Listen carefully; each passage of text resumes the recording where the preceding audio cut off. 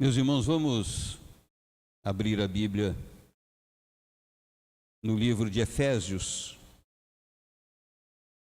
carta do apóstolo Paulo aos Efésios, ou à Igreja de Cristo em Éfeso, capítulo 4.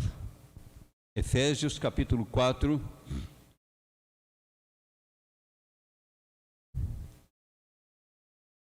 Eu vou estar pregando do versículo 7 ao 16, contudo, eu vou ler o texto bem central sobre o qual eu vou estar embasando o título e o tema desta mensagem nesta noite. O título é Chamados para Revitalizar a Igreja e o tema é de Deus, um amor que cuida, mostrando como Deus age na sua igreja através dos seus líderes e através deles ele expressa o seu cuidado e a maturação da sua igreja para que então ela cumpra o seu papel para glorificar o nome de Deus e também para a edificação da própria igreja e para também poder alcançar o mundo. Efésios capítulo 4, do versículo 7 ao 16, mas vou ler o versículo 7, o versículo 11, 15 e 16. Efésios capítulo 4, versículo 7, diz assim: E a graça foi concedida a cada um de nós, segundo a proporção do dom de Cristo. 11. E ele mesmo concedeu uns para apóstolos, outros para profetas, outros para evangelistas e outros para pastores e mestres. Versículo 15 e 16. Mas seguindo a verdade em amor, cresçamos em tudo naquele que é a cabeça, Cristo, de quem todo o corpo bem ajustado e consolidado pelo auxílio de toda a junta, segundo a justa cooperação de cada parte, efetua o seu próprio aumento para a edificação de si mesmo em amor. Vamos orar.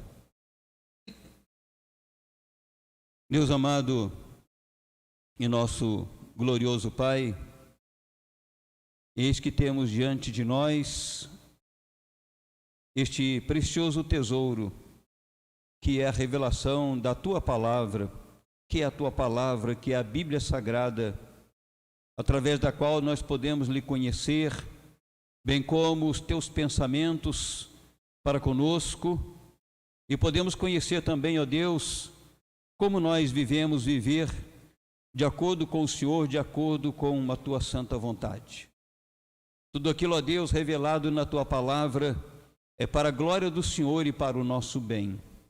Assim, Pai, nós queremos uma vez mais ouvir a Tua Palavra. Uma vez mais, nós queremos que o Senhor esteja nos envolvendo com esta Palavra, nos envolvendo com o Teu Santo Espírito, agindo no nosso interior, nos convencendo, ó Deus, dos nossos limites e propondo ao nosso coração, por intermédio desse Espírito e da Tua Palavra, as transformações das quais nós necessitamos para vivermos mais de acordo com o Teu santo querer, viver uma vida que agrade ao Senhor.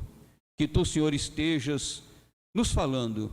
Usa, Senhor, pois, este Teu servo, a boca do Senhor, para que a Tua Palavra, ela seja honesta e fielmente pregada, a fim de alcançar as nossas vidas aqui e as vidas de todos quantos nos assistem neste momento e todos quantos haverão de se depararem com esse vídeo aí em qualquer dia. Esta bendito o Senhor e a nossa oração em nome de Jesus. Amém.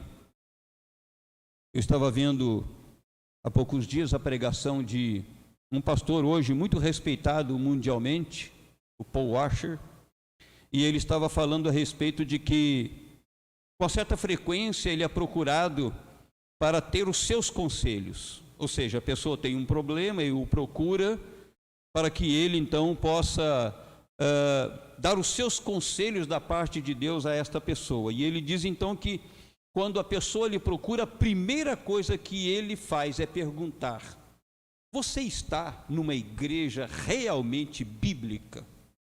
A sua igreja é bíblica? E aí depois ele pergunta: e você tem sobre você uma liderança que teme a Deus? Uma liderança que conhece a palavra de Deus e pode lhe aconselhar de acordo com esta palavra de Deus? Portanto, ele está preocupado em aconselhar alguém que de fato esteja envolvido numa igreja que seja aprovada por Deus e numa igreja que tenha uma liderança que haja ou que viva em harmonia com a vontade de Deus. Mas já há muito nós vivemos com uma banalização da liderança. A pessoa frequenta a igreja, vai lá no primeiro dia, logo no primeiro dia ela é batizada. Daqui a pouco, se ela sabe falar um pouco bem, mais ou menos bem, todo mundo começa a abraçar e elogiar e começa a chamar de pastor. Daqui a pouco ele está se elevando ou sendo elevado à categoria de pastor, mas não conhece a palavra de Deus, não conhece as coerências da palavra de Deus, não conhece bem a Deus, e pelo fato de ter uma Bíblia na mão e falar alguma coisa com esta Bíblia na mão ou sobre o púlpito, então esta pessoa é considerada um líder credenciado por Deus, um pastor credenciado por Deus para falar em seu nome. E na verdade não é assim. Na verdade não é assim.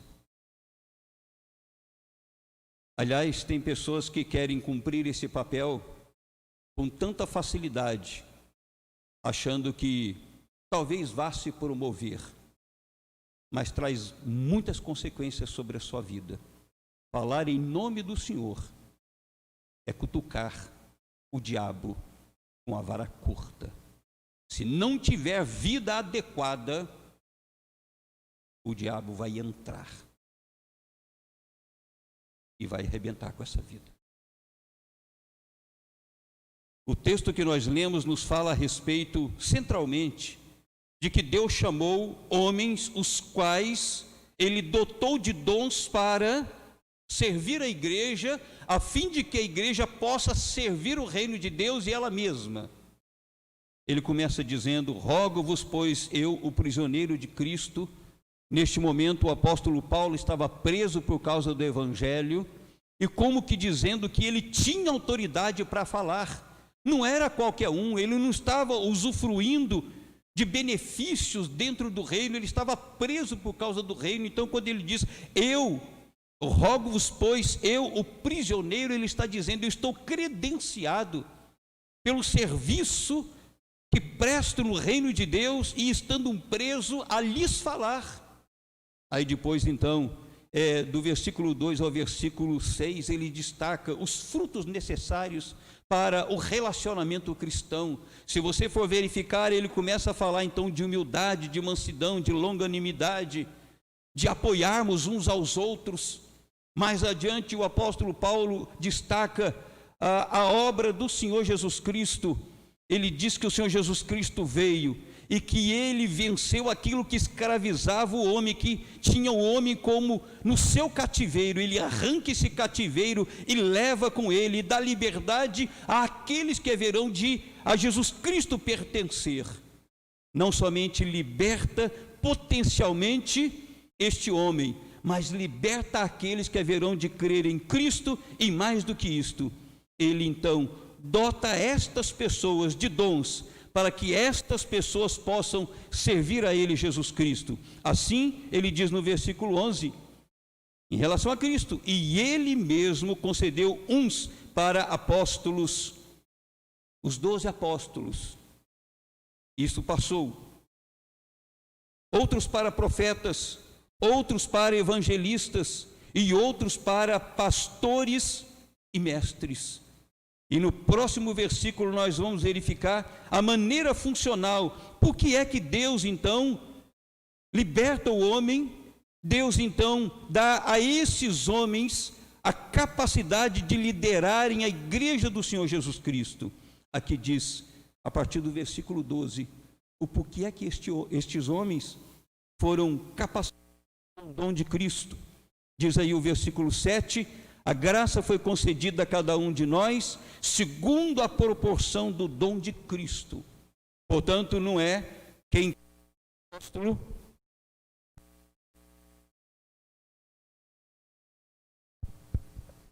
não é quem quer ser apóstolo, não é quem quer ser profeta, não é quem quer ser evangelista, não é quem quer ser pastor, não é quem quer ser mestre, mas o Senhor mesmo, diz aí o versículo 7, Ele concede o dom de acordo com o próprio Senhor Jesus Cristo. É Cristo que, dentre aqueles que a Ele pertence, Ele capacita com dons, para que com esses dons eles possam servir a igreja de Cristo, e assim ela, aperfeiçoada, como já disse aqui, possa servir ao Senhor e possa servir os irmãos, para que os irmãos também possam crescer. Portanto, entre esses dons que destaca a palavra de Deus, nós podemos dizer que Deus, na sua infinita graça e misericórdia, tem os seus eleitos, os seus escolhidos, aqueles que Deus chama e converte das trevas para a sua luz, inclui no seu reino e na sua igreja, e para cuidar desta igreja, Deus levanta homens com dons concedidos pelo próprio Senhor Jesus Cristo, para que esta igreja seja cuidada, para que esta igreja seja alimentada. Por isso, a nossa mensagem nesta noite é esta: chamados para revitalizar a igreja dentro deste tema de Deus, um amor que cuida. Ou seja, estes homens são chamados pelo Senhor para que a igreja constantemente esteja sendo revitalizada por meio da palavra, por meio das mensagens, por meio de sua liderança. E isso ou nisso Deus expressa o seu cuidado. Chamados para revitalizar a igreja de Deus, um amor que cuida. Em primeiro lugar, este amor que procede de Deus, que expressa o seu cuidado para com sua igreja, visa primeiramente o aperfeiçoamento. Visa primeiramente o aperfeiçoamento para que a igreja capacitada, ela se disponha a servir o próprio Cristo, a servir aqueles que integram a igreja de Cristo e servir mesmo aquelas pessoas que também estão lá fora. No nosso hino de número 121 do nosso inário, eu acho muito interessante a mensagem que está expressada lá, porque são 12 linhas neste hino, cujo título é Perfeição, e nas 12 linhas, se você for verificar, você haverá de concluir que o autor deste hino, constantemente, em todas as linhas, ele está pedindo a ação de Deus para que ele seja perfeito diante do Senhor, para que ele não tenha limites, para que ele não tenha na sua vida comportamentos que de alguma forma iniba a ação de Deus sobre a sua vida. Ou seja, o título do hino é Perfeição, e nas 12 linhas, em cada uma delas, existe uma petição do servo de Deus, rogando da parte de Deus a sua perfeição para melhor servir a Deus. E é isso que nós podemos encontrar aqui também na palavra de Deus, nos versículos 12 e no versículo de número 13, na sua parte A. Logo após o apóstolo Paulo discorrer na mensagem de que ele, Deus, em Cristo, dotou homens para que pudessem liderar a igreja, para que pudesse ensinar a igreja, para que pudesse pastorear a igreja, ele diz: com vistas ao aperfeiçoamento dos santos, para o desempenho do seu serviço, para a edificação do corpo de Cristo, até que todos cheguemos à unidade da fé e do pleno conhecimento de Deus.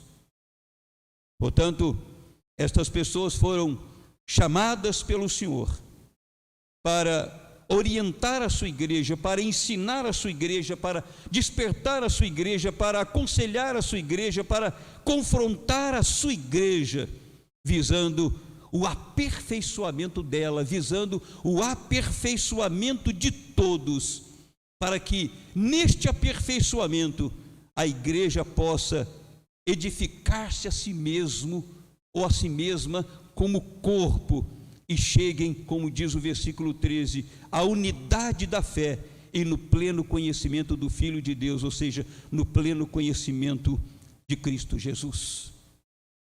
Nos versículos 22 e 24, nós lemos a respeito deste processo que acontece na vida do cristão. Versículo 22 diz: no sentido de que quanto ao trato passado, vos despojeis do velho homem que se corrompe segundo as concupiscências do engano.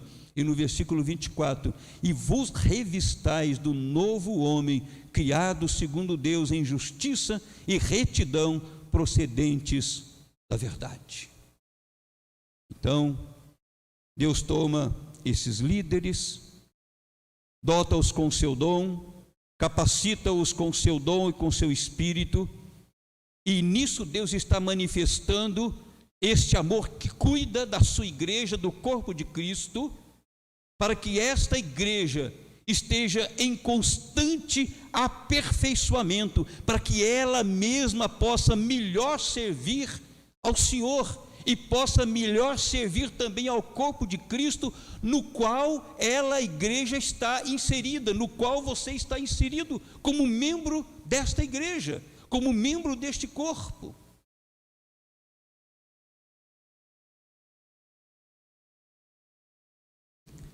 E às vezes é sintomático. Já conversei com algumas pessoas já conversaram comigo, e nós conversamos com outros líderes, mas me parece que, não obstante existir o ensino, o conselho, a pregação, a confrontação, o consolo, me parece que, de alguma forma, várias pessoas que compõem esta igreja estão como que dentro daquele poço de areia movediça, que se movimenta lá dentro, e ao invés de fugir, ao invés de sair dessa areia movediça, na verdade, cada vez afunda mais. Há uma certa gravidade entre nós, meus amados. Pelo menos eu, como pastor, sou muito observador. Estou dedicado, evidentemente, na pregação do Evangelho. Estou dedicado em ver a vida das pessoas. Conheço as pessoas, as suas potencialidades, as suas realidades.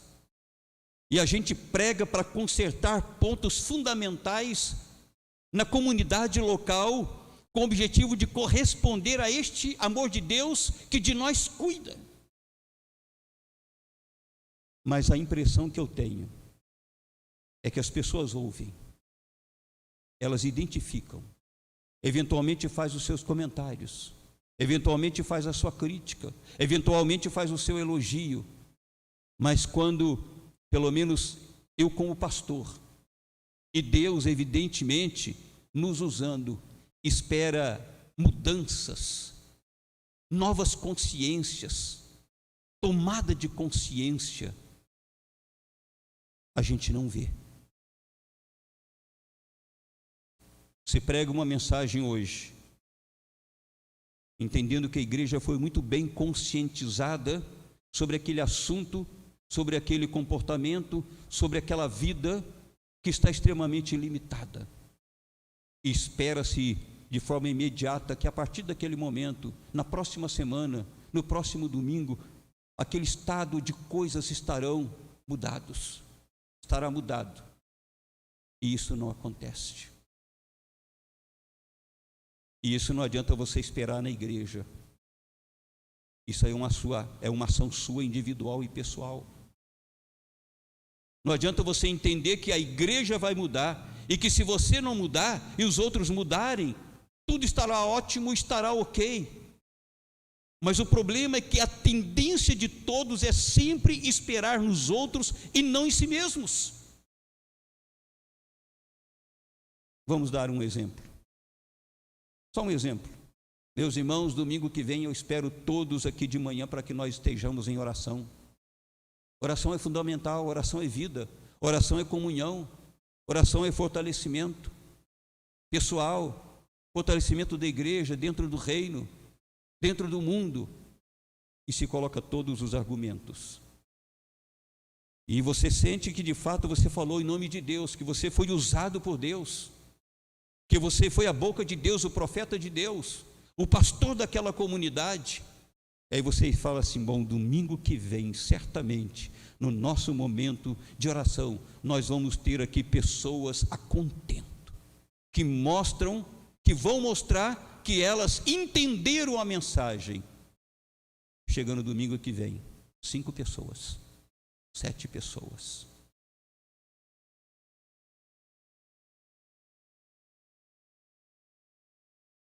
Há uma frieza, há uma desimportância, há uma rebeldia. Porque ninguém fala grego aqui na frente, ninguém fala em inglês, falamos em português. E você está entendendo? E por que não há mudança? Por que você não se aperfeiçoa? Porque se esse Deus que com o seu amor cuida da sua vida, cuida desta comunidade, envia a ela mensagens que são necessárias para o seu aperfeiçoamento, e você fica numa condição de imutável,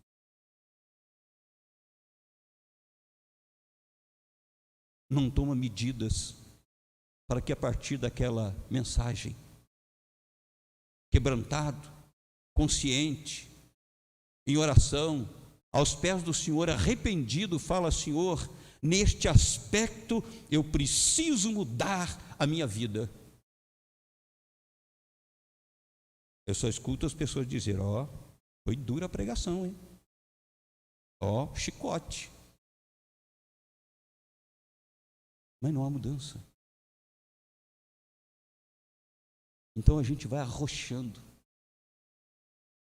para ver se de alguma forma isso mexe, lhe causa indignação, reação, comportamentos.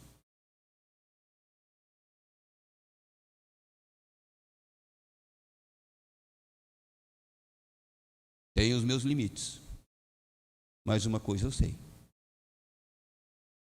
dos meus estudos bíblicos, das minhas pregações, você tem ouvido com muita fidelidade a palavra de Deus. Digo isso muito conscientemente. Muito conscientemente. Conheço os meus limites e conheço as minhas virtudes, as quais não são minhas, mas concedidas pela graça de Deus. Chamados para revitalizar isto são esses líderes capacitados pelo Senhor, dotados com um dom que procede de Cristo. Isto é manifestação de um amor de Deus que cuida. E vimos aí primeiramente que visa o aperfeiçoamento. Dê uma avaliada na sua vida, sonda a sua vida e pergunte-se a você mesmo em qual ocasião que você se lembra que houve uma mudança total e radical depois de uma pregação. Olha para você mesmo e fala: depois daquela pregação, depois daquela abordagem, que pode ter sido assim ou assado, mas que é bíblico, depois disso eu tomei consciência e comecei a lutar contra mim mesmo. Eu comecei a orar diante de Deus e disse: Senhor, muda a minha vida nesse aspecto. Qual foi a última vez que você tem consciência de mudanças grandes, radicais, reais na sua vida?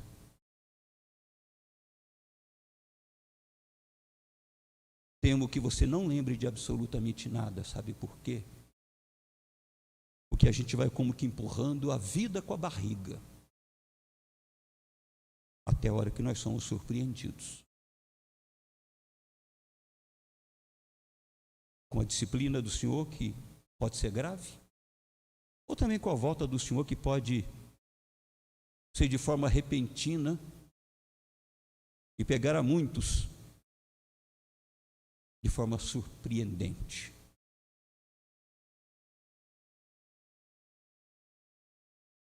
Sei que estou sendo grave,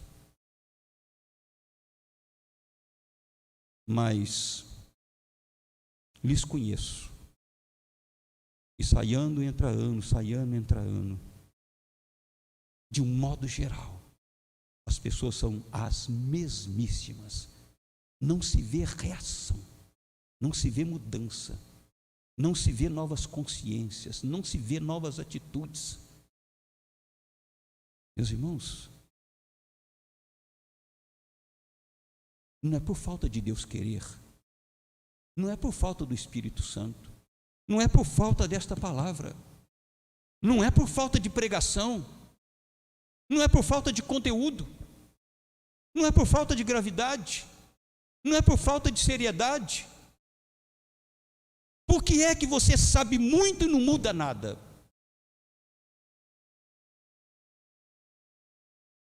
Conheço pessoas que se você sentar com elas, elas dão uma aula,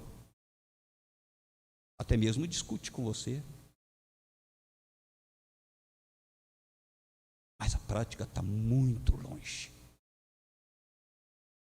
Há muito conhecimento e pouca prática. Muito conhecimento, quase nada de prática. Há muita cultura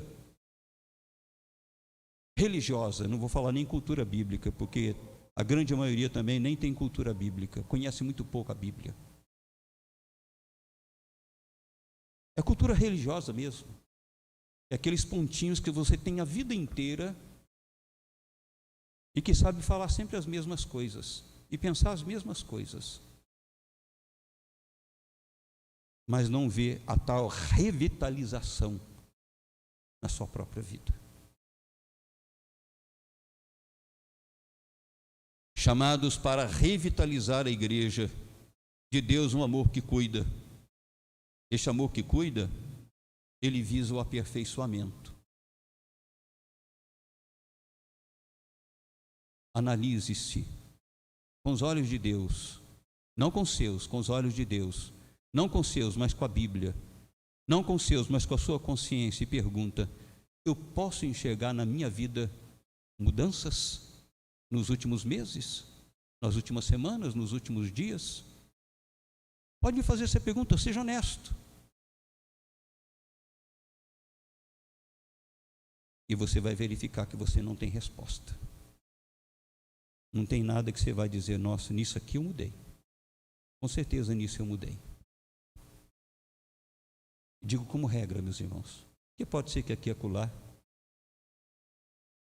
você tenha tomado novas decisões, novas consciências, de ser mais de oração, de ler mais a Bíblia, de estar comprometido com o reino, com a igreja local, adorar a Deus, viver uma vida espiritual, uma vida de oração, uma vida de jejum. Pode ser, pode ser.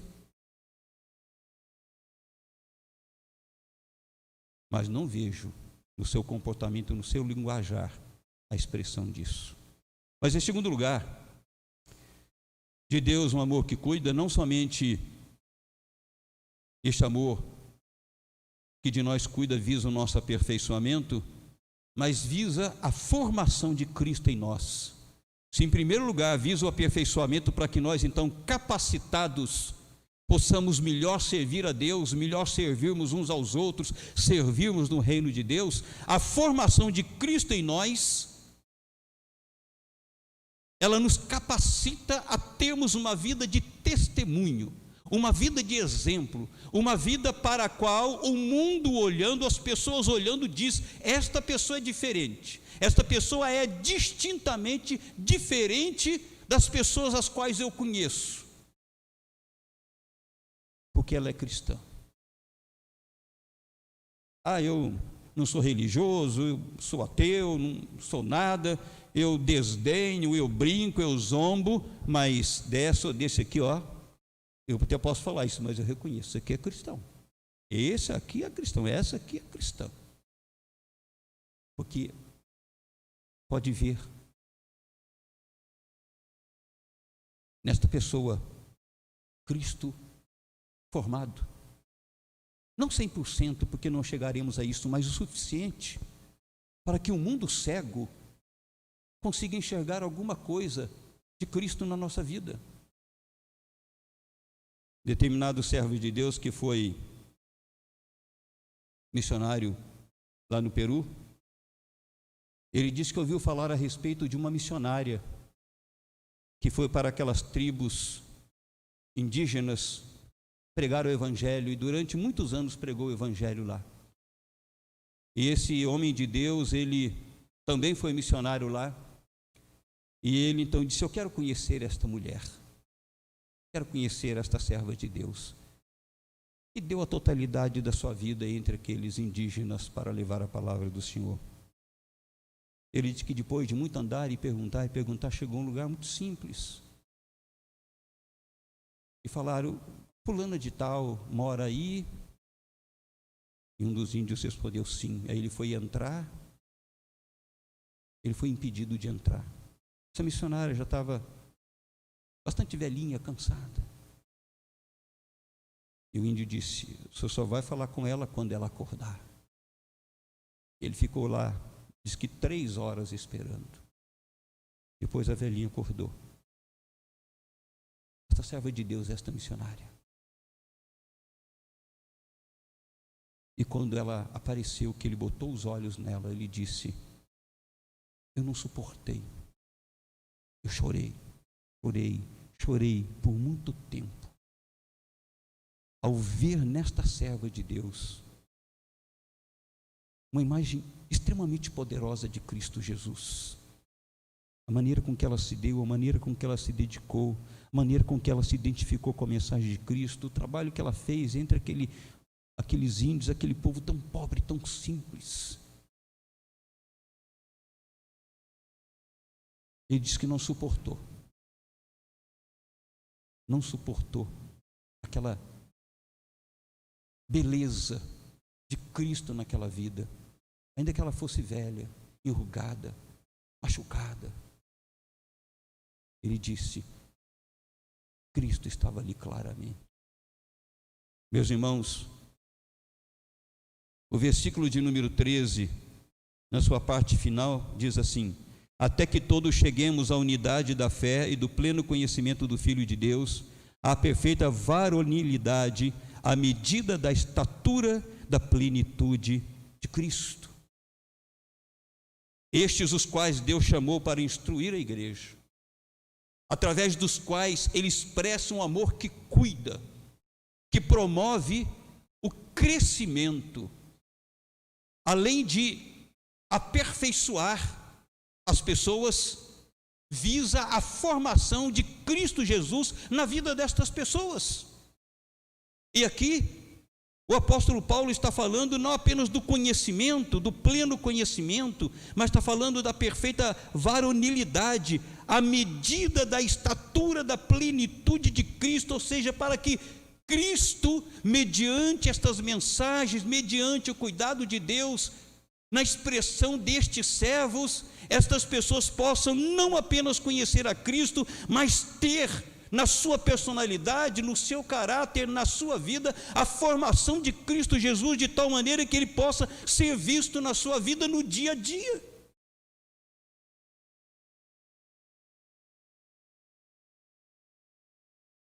Conhecimento perfeita, a medida da estatura, não fala aqui da medida da estatura de Cristo, mas a medida da estatura da plenitude de Cristo. Capítulo 4, versículo 19 de Gálatas, o apóstolo Paulo escreve àqueles irmãos dizendo, diante daquelas lutas pelas quais Paulo estava passando, já que ele tinha proposto Cristo, os irmãos tinham crido em Cristo, e de repente naquele meio entram os judaizantes, tentando mesclar o cristianismo com a doutrina judaizante da circuncisão e tantas coisas mais. O apóstolo Paulo se vê extremamente entristecido quando ele diz que aqueles irmãos estavam saindo da graça de Deus para entrar para a lei de forma tão apressada. E aí então ele diz que naquele momento ele estava tendo dores como de uma parturiente. Ele estava lutando e se esforçando até que Cristo fosse formado neles. Não era a lei, não era a intelectualidade da lei, não era a cultura da lei, não eram as ordenanças da lei, mas era o espírito da lei. O Evangelho de Cristo, que revela Cristo, e que quando nós nos submetemos a este Evangelho, quando nós nos submetemos a Cristo, quando esta palavra invade a nossa mente, o nosso coração, e nós praticamos esta palavra, Cristo vai sendo desenhado em nós, esculpido em nós.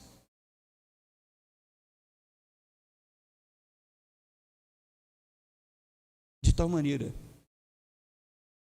que Cristo formado em nós, as pessoas nos veem menos e vê mais Cristo em nós.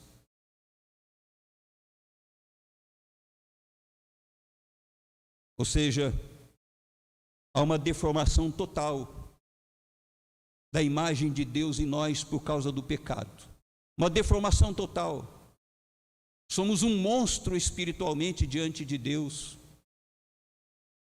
Quando o Evangelho nos alcança e que a nossa natureza é mudada, é transformada, quando há conversão, então esse lado monstro da corrupção humana, mediante a palavra de Deus e a ação do Espírito e a nossa obediência, isso vai sendo recriado, isso vai sendo refeito em nós.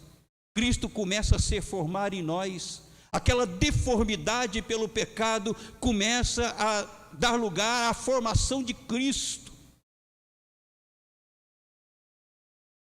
E aí, as pessoas mais enxergam Cristo em nós do que a nós mesmos. E isso se traduz, isso reflete, repercute num testemunho muito vívido, muito real, de impacto por aquelas pessoas que não são cristãs,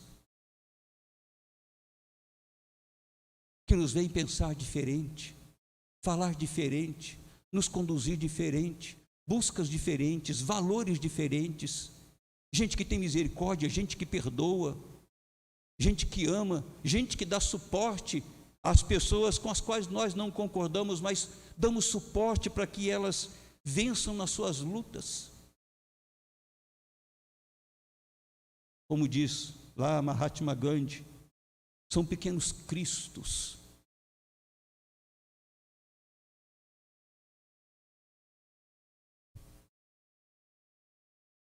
Eu estou lendo um livro que trata de religião. Muitos autores, ligado à cultura diante de Cristo, depois de Cristo, da atualidade, homens notáveis intelectualmente, e todos dizem que isso nasceu do mero assentimento humano, de que isso é necessário para controlar a sociedade, e faz todo aquele discurso, nunca nasce de Deus, nunca decorre de Deus, porque Deus inexiste, é apenas um ajuntamento social. É um cego, ou cegos, escrevendo sobre o que eles não podem ver. Meus queridos, nós não somos religiosos, nós não podemos ser religiosos, nós não somos da religião. Quando eu me converti ao Evangelho, lá pelos meus 15, 16 anos, eu escutava as pessoas dizerem: ele mudou de religião. Mudou de religião. E você já ouviu isso também? Fulano mudou de religião. Fulano mudou de religião. Mudou de religião coisa nenhuma. Era religião, agora é vida. Era sem Cristo, agora é com Cristo. Era algum amontoado de preceitos religiosos. Agora é vida decorrente do testemunho do Evangelho mediante o Espírito Santo. Não é mudança de religião, é a formação de Cristo em nós, desta imagem que está empobrecida, depauperada pelo pecado, e começa a ser reconstruída, reconstituída. É isso que o mundo tem que ver, é isso que impacta o mundo. E depois nós complementamos com a palavra: isto é Cristo que fez em mim. Eu não lhe proponho uma nova religião, eu lhe proponho a vida, eu lhe proponho Cristo.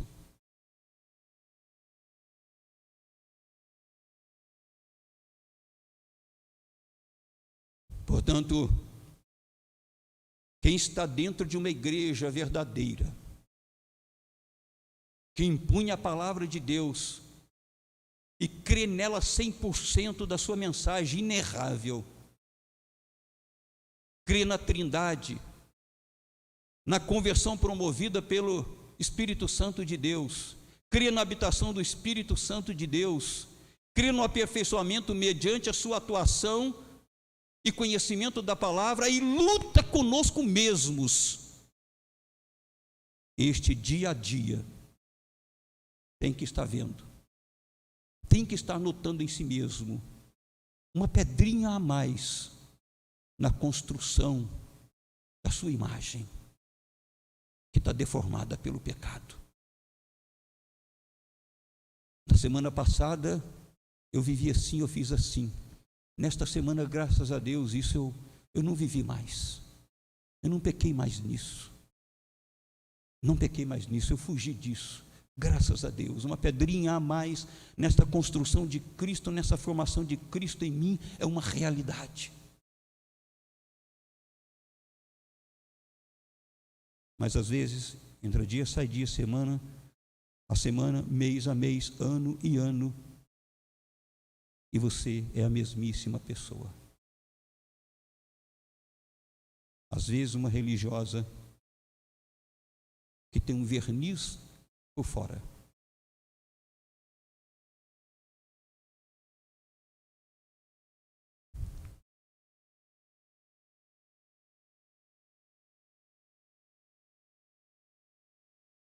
Chamados para revitalizar a igreja de Deus, um amor que cuida, com estes os quais Deus chamou, que visa o aperfeiçoamento, que visa a formação de Cristo, visa o aperfeiçoamento para que você possa servir, visa a formação de Cristo para que você possa impactar o mundo com seu exemplo e testemunho, e finalizando, que visa uma maturidade muito lúcida, maturidade muito consciente, muito lúcida, inatacável. No começo da minha caminhada cristã, bem lá no comecinho mesmo, estava há poucos meses no caminho, eu fui abordado por uma determinada igreja, que hoje entendo não é eminentemente bíblica, não é 100% bíblica, mas eu estava no início da minha caminhada, conhecia muito pouco da Bíblia, e normalmente quando se trata de seita, eles têm aqueles versículos já decorados, os quais eles usam e batem constantemente, parecendo ser verdade. Lá no comecinho da minha jornada cristã, eu quase saí do Evangelho, porque com pouco conhecimento, com pouco discernimento, e sendo abordado por pessoas que estavam há muito tempo dentro daquela seita, e abrindo também a Bíblia, e batendo em versículos decorados, redecorados, decorados, redecorados, porque é assim que fazem. Eu quase saí, por causa da deficiência que eu ainda tinha, por estar novo nesta jornada. Veja o que diz aí o versículo de número 14. Quando fala então do aperfeiçoamento, no versículo 12. Quando fala então da formação de Cristo, no versículo 13. No versículo 14, aí coloca a explicação, o para que não sejamos como meninos agitados de um lado para o outro e levados ao redor por todo o vento de doutrina, pela artimanha dos homens, pela astúcia com que induzem ao erro. Aperfeiçoados e termos a perfeita varolinidade, a construção da imagem de Cristo em nós, nos dá uma consciência, uma maturidade muito lúcida,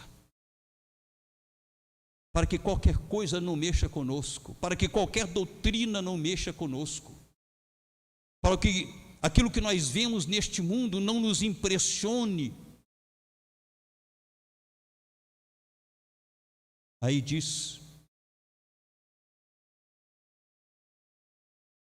que esses que são chamados para revitalizarem a igreja, que é a expressão do cuidado de Deus, também são postos para que as pessoas, mediante o ensino fiel da palavra, elas possam amadurecer, para que não sejamos meninos imaturos, que correm de um lado para o outro, que fica se perguntando, será que é, será que não é, que fica com abalo espiritual, abalo emocional, será que eu estou na igreja certa, será que eu estou no caminho certo, será que é isso mesmo, será que não é aquilo, olha o que acontece lá, olha o que acontece acolá.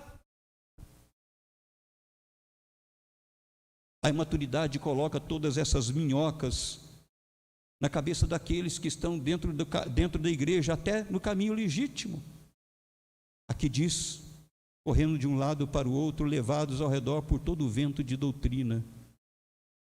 É isso, todo mundo corre. É aquilo, todo mundo corre. É aquilo outro, todo mundo corre. Não há distinção. É difícil nós discutirmos isto. É difícil nós colocarmos isto para as pessoas. Quando você vê uma pessoa que está dentro de uma igreja que é séria, que prega a palavra de Deus, que é fiel na palavra de Deus, né? E daqui a pouco alguém dá um assoviozinho, a pessoa, opa, estão me chamando, peraí. Aí você sabe que aquilo nada, ali não há aquela fidelidade, não há aquela visão plena de vida.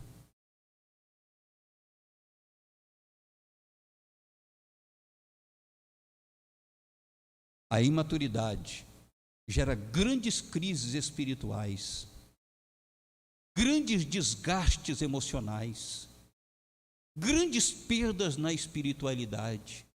Inibe-se a vida de oração, inibe-se a vida de leitura da palavra, inibe-se a vida de serviço no reino, inibe-se a vida de serviço dentro da comunidade, porque uma pessoa em dúvida é uma pessoa em fragilidade, é uma pessoa em fraqueza, é uma pessoa que está em queda. É a maturidade que nos dá lucidez, é a maturidade espiritual que nos dá convicção, é a maturidade que nos dá resposta diante das coisas que parecem extremamente óbvias.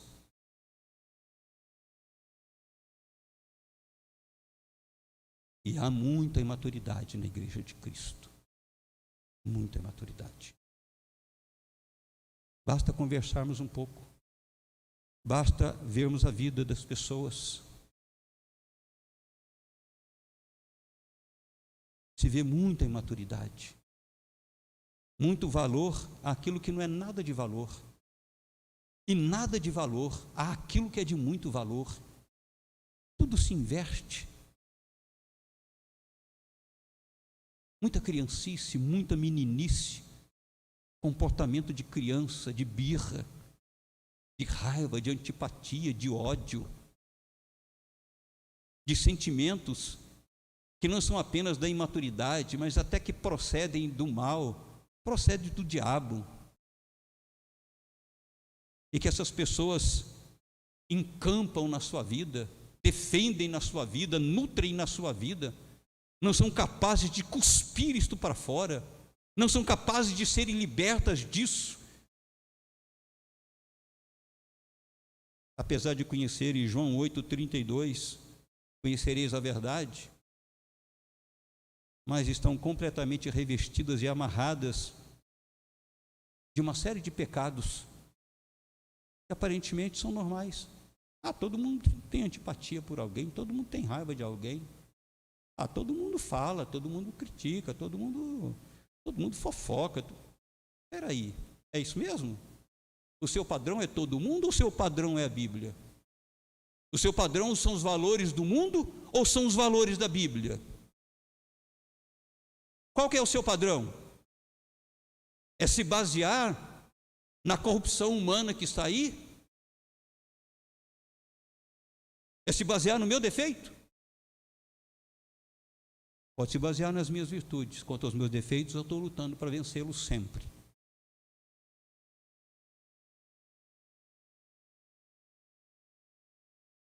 Primeiros Coríntios capítulo 3, versículo 1 e seguintes, o apóstolo Paulo diz àqueles irmãos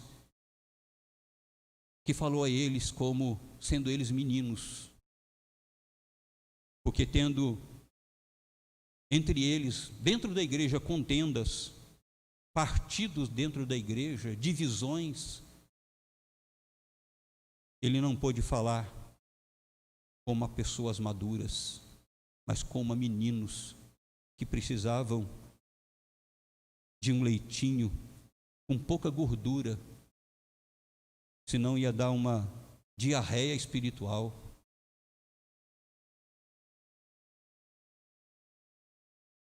Pessoas iam ficar escandalizadas.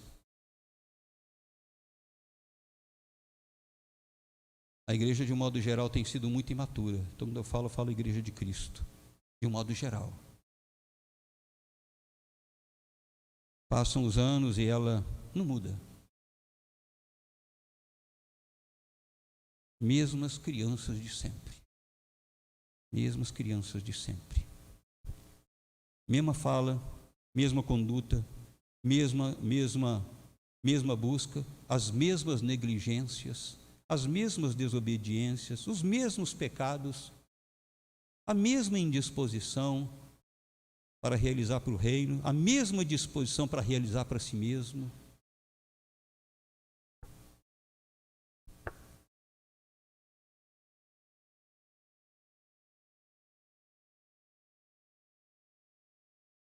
Portanto, Deus, Ele dota esses líderes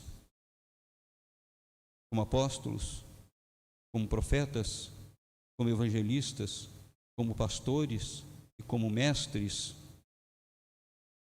visando o aperfeiçoamento da sua igreja, manifestação do seu cuidado, visando a formação de Cristo em nós, testemunho, expressão do seu cuidado, visando a maturidade lúcida, para que de fato você possa experimentar a paz.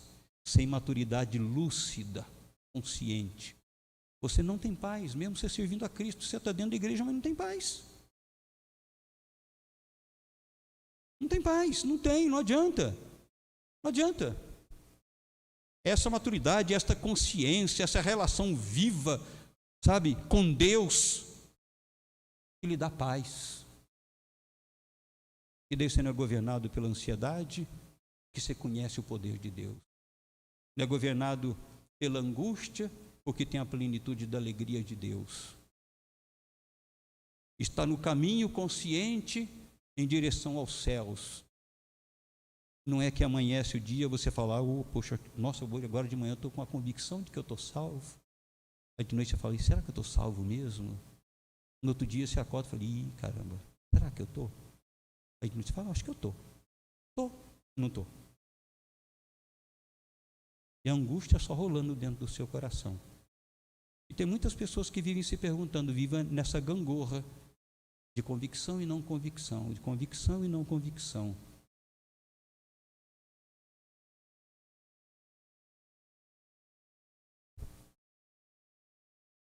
Meus irmãos, a liderança desde a época de Cristo, mesmo antes de Cristo, as lideranças para instruir o seu povo foi sempre liderança de homens. Esses homens nunca foram perfeitos, mas existem homens que são imperfeitos e que são tementes a Deus. E que não estão satisfeitos nos erros que enxergam em si mesmos.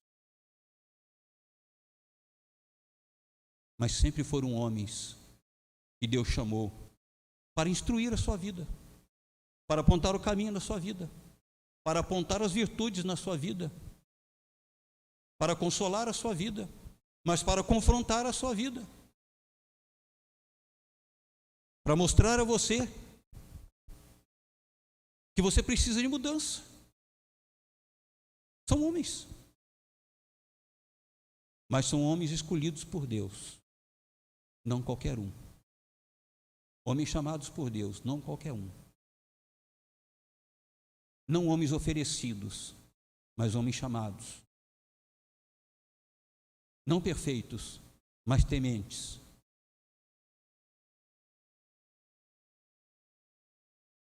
E quando falo, e daqui falo, eu falo em nome de Deus, falo da parte de Deus, eu falo por Deus e arco com tudo quanto eu falo diante de Deus.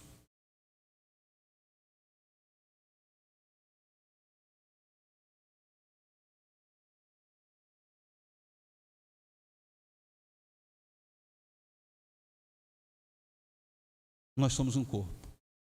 Eu tenho que crescer. Vocês têm que crescer. Eu tenho que mudar vidas. Eu tenho que mudar a minha vida em muitos aspectos. Isso é constante até o dia que eu morrer. Mas você também tem que mudar. Não é um líder, não é uma liderança que faz uma igreja viva, laboriosa, trabalhadora, missionária, evangelística. Não, não é um líder, não. Você sabe tanto quanto eu da sua responsabilidade. Você sabe tanto quanto eu dos seus pecados. Você sabe mais dos seus pecados do que eu sei.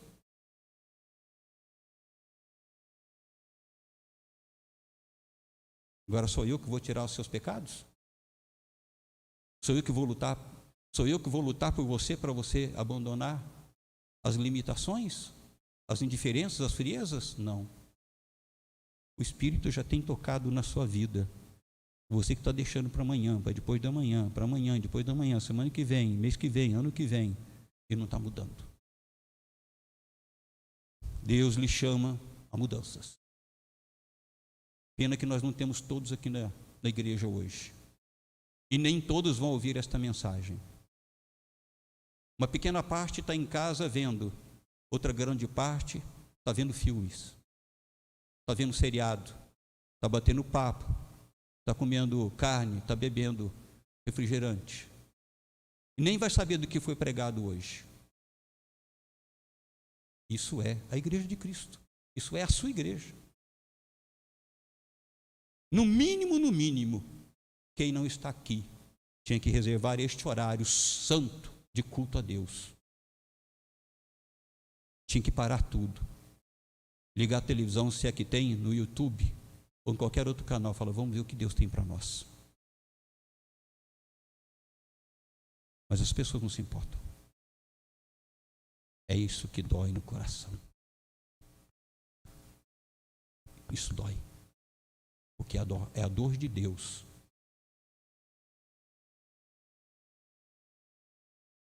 É a dor dele. Desse que, por amor de nós, cuida. e levanta pessoas para nos falar, para nos confrontar, para nos acordar. Mas me parece que as pessoas não querem acordar, como em Efésios diz lá o apóstolo Paulo. Acorda, tu que dormes. Acorda, tu que dormes. Acorda, tu que dormes. Se essa mudança existir na sua vida, vai mudar. Essa mudança vai vir na vida da igreja. Se essa mudança vier na vida da igreja, o Espírito vai ser derramado em mais porção aqui dentro. Se for derramado em mais porção, muitas pessoas vão sentir seus pecados, vão chorar os seus pecados. Se ele for derramado aqui, você vai ter mais consciência de missão e de evangelização. Você não vai conseguir se segurar, você vai querer sair para pregar. Você vai querer discipular. Você vai receber a pessoa quando botar o pé lá na porta, vai receber com seu abraço caloroso. E vai dizer: Deus te ama e eu também amo você. Tudo isso depende da plenitude do Espírito dentro da igreja na sua vida. Eu não posso fazer isso. Eu só posso apontar isso. O restante é com você. A minha vida diz respeito a mim. É minha responsabilidade comigo. Eu respondo por mim. E transmito a você aquilo que eu tenho que transmitir como igreja do Senhor que está presente aqui.